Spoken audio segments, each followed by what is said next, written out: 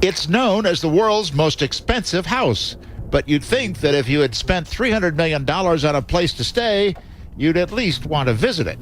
Yet this high-tech recreation of a 17th century French chateau just outside Paris is described by the locals as a ghost house.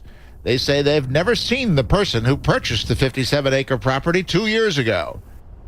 It was constructed with exacting care by a high-flying property developer who spent 6 years bulldozing a tumble-down manor house to create gardens worthy of Versailles, and a gold and marble-clad chateau complete with swimming pools inside and out, a large wine cellar and kitchen, discotheque and private cinema, and what every chateau with a moat needs, a room to keep an eye on the fish. You have an aquarium around the castle, and you have a place where you go down in the aquarium with very thick glass, and you can look at the fishes around. The local mayor who has toured the place says what the chateau does not seem to have is any residence. We don't know exactly what was in the idea of this person who bought the castle. The apparent buyer, Prince Mohammed bin Salman of Saudi Arabia, is currently leading a crackdown on corruption and extravagance in his kingdom. Probably not the right moment to be seen living a flashy lifestyle. And no one will confirm he's the actual owner. The prince's name is not on the mailbox, and because of the various holding companies involved, it can't be said with 100% certainty that he holds the keys to the front gate here. But those who've done the ownership paper chase say that, in fact, the manager of the prince's personal fortune runs the company that bought the property.